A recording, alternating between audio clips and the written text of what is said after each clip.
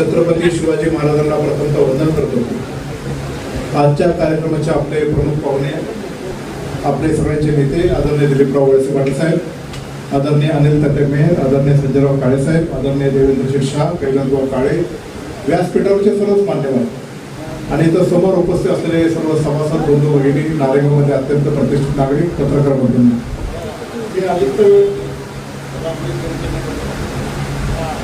अमित पेनकेंद्रावरती बोलवलेलं आहे, वळसे पाटील साहेबांनी बोलवलं आहे। आमचे जुन्नर तालुक्याचे अध्यक्ष विकासजी दरेकर इथं आले, इकडे समोर आहे बसायला विकास। आज मी पत्रसंस्थेच्या बाबतीत अनेक लोकांनी इथं मार्गदर्शन केले। आपण सर्वजण बऱ्यापैकी पत्रसंस्थेचे कारभारी इथं बसलेले आहेत। आमचे रमेश शेठ मेत्रे असतील, राजू शेठ बोरा आहेत, हे सगळे पत्रसंस्था चालवणारे आहेत, अशोक शेठ आहेत, रंगनाथ शेठ आहेत, असे अनेक लोक येत आहेत। मी एकच गोष्टीचा उल्लेख इथं करू इच्छितो, नारायणगाव ज्या पद्धतीने व्यापारात वाढलेला आहे, ज्या पद्धतीने तुम्ही सांगतात की पतसंस्थेचा हब आता पुणे जिल्ह्यातला झालेला आहे, याचं कारण आहे आता नारायणगाव आणि वारुळवाडीची जवळपास लोकसंख्या जर पाहिली तर ती जवळपास 75,000 पेक्षा पर्यंतची आहे।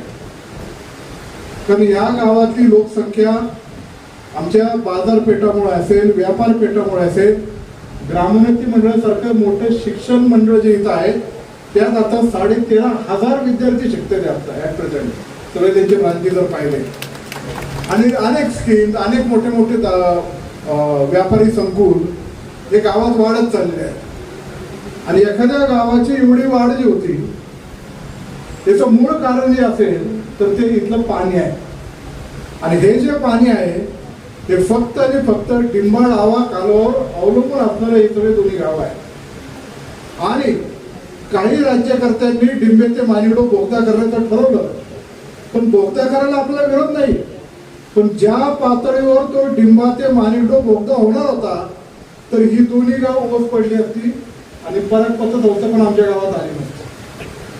पण हे पाणी राखण्याचं काम एवढ्या मोठ्या प्रमाणामध्ये इथले पहिल्या रांगेतल्या लोकांची मोठे मोठे स्कीम चालू आहे, तुम्हाला एवढ्या मोठ्या प्रमाणामध्ये पैसे मिळतात, ते फक्त डिंबाळ आवा कालव्याच्या पाण्यामुळे आहे। आणि हे पाणी राखण्याचं काम आदरणीय वळसे पाटील साहेबांनी केलं। त्यांनी त्यांची सगळी राजकीय इच्छाशक्ती, राजकीय ताकद संजय काळे साहेबांनी सांगितलं की त्यांना जे जे मंत्रिपद मिळालं त्याची सगळं पणाला लावलं आणि डिंबाळ आवा कालवा बंद पडून देणार आहे म्हणून विशेषतः नारायणगावकरांच्या वतीने मी वळसे पाटील साहेबांचं मनपूर्वक आभार मानतो।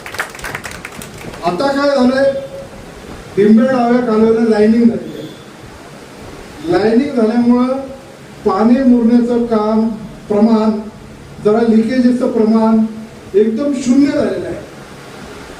तो डिंबाळ आवा कालवा वर्षातल्या जवळपास 9 ते 10 महिने चालू होता। तो कालवा बंद झाला तर 15व्या दिवसाला नारायणगावला इफेक्ट येतोच पाणी, म्हणून त्यासाठी नारायणगाव आणि वारुळवाडी हे जे शहर वाढलेलं आहे, शेजारचा गुंजरवाडी आहे, त्याच्याकरता या वाढलेल्या शहराला पिण्याच्या पाण्याच्या संदर्भात लाईनिंग जर पक्का केलं तर थोडंफार प्रमाणामध्ये अधिकचं पाणी आपल्याला नारायणगावकरांना सोडावंच लागणार आहे, नाहीतर इथं पाण्याची टंचाई निर्माण होईल अशी परिस्थिती निर्माण झालेली आहे। दुसरी एक गोष्ट मला तुम्हाला वळसे पाटील साहेब इथं आले म्हणून मला सांगायचं आहे, मी इतर पत्रसंस्थेला बोलणारच नाहीये, पण आमच्या नारायणगाव परिसरातला येडगाव, कांदळी, मोकसबाग, 14 नंबर, नगदवाडी, काळवाडी या परिसरातला शेतकरी एकदम विजेच्या कारभाराला कंटाळलेला आहे। अत्यंत मागचे 15 दिवस, महिनाभर आमचे वाईट गेलेले आहेत आणि अजूनही चाललेले आहे।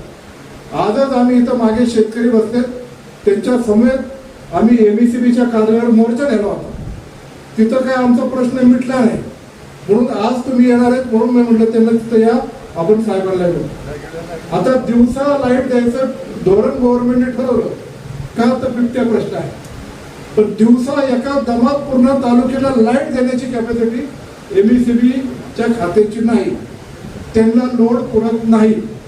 जी 8 तास वीज देणारे म्हणतात ती पूर्ण 8 तास मिळत नाही, काही ठिकाणी 6 तास देतो म्हणतात, पण ती इतकी प्रमाणात खंडित होती तर लिफ्ट चालू केली तर अर्धा तास शेतामध्ये पाणी पोचायला लागतं, तोपर्यंत लाईट लगेच होती.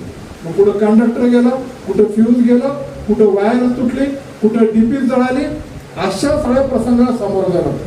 बरं, ज्या मोटारी दिवसाच्या लाईटवर चालायच्या, कधी रात्रीच्या लाईटवर चालायच्या, नंतर त्या शेतीच्या मोटाराला कधी कधी सिंगल फेजची लाईट चालायची, तर ते सिंगल फेज आता पूर्णतः बंद केलेले आहे.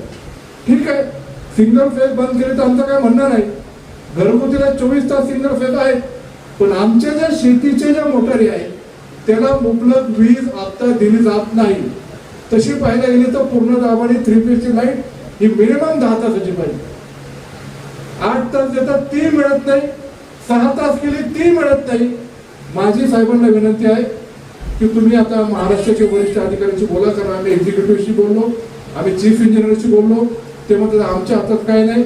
वरती कोण लोकेश चंद्र साहेब नावाचे साहेब आहेत, त्याच्यावर तुम्हीच बोललं पाहिजे की आमच्या मोटारी जी आहेत, जोपर्यंत तुमची दिवसा लाईट देण्याची कॅपॅसिटी होत नाही, जोपर्यंत तुमच्याकडे लोड पुरत नाही, आता आमच्या मोटारी तुम्हाला 7 तास लाईट द्यायची ना 7 तास द्या, पण इतर वेळी रात्रीच्या वेळेस आमच्या मोटारीला सिंगल फेजची लाईट ही दिली गेली पाहिजे, अशी आमच्या शेतकऱ्यांच्या वतीने ही मागणी आहे. शेवटी हे जर केलं नाही तर शेतीचं अर्थकारण बिघडलं जाईल आणि त्यानुसार परत पतसंस्था या सगळ्या गोष्टी दुसऱ्या ठप्प होतात. म्हणून मला तुम्हाला एक विनंती आहे की एवढा आमचा मार्ग काढावा, एवढीच विनंती करतो. पराग पतसंस्थेला मनपूर्वक शुभेच्छा देतो. अत्यंत चांगली पतसंस्था आणि पुढेही चांगल्या हातात असल्यामुळं ती चांगल्या पद्धतीने पुढे चालेल. त्यांचा जो टप्पा होता की 1 कोटी या फर्स्टला गाठायचा, त्यांनी कधीच तो गाठलेला आहे, कारण तुमची गुणवत्ता अत्यंत चांगली असल्यामुळं आणि मार्केट मधलं रेटिंग तुमचं पतसंस्थेचं आणि पराग संवर्धन खूप चांगलं असल्यामुळं आमच्या लोक खूप तुमच्यापर्यंत आकर्षित झाले. आता आमच्या नारेगावची यात्रा चालू आहे, 23 तारखेपर्यंत यात्रा चालणार आहे. रोज आमचं फ्लोटिंग पॉप्युलेशन इथल्या परिसरातल्या गावातलं इतक्या मोठ्या प्रमाणात आहे. या मुक्तादेवीचा आशीर्वाद आमच्या गावावर आहे आणि तोच आशीर्वाद या पतसंस्थेला लाभल्याशिवाय राहणार नाही, एवढंच या निमित्ताने सांगतो. जुन्नर तालुक्याच्या आम जनतेच्या वतीने मी या पतसंस्थेला मनपूर्वक शुभेच्छा देतो आणि आमचा सत्कार केला त्याच्याबद्दल आभार. धन्यवाद. जय शिव.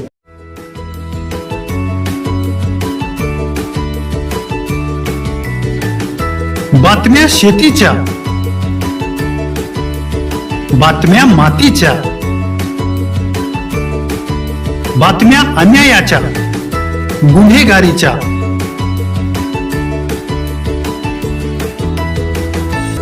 राजकारणाच्या आणि समाजकारणाच्या,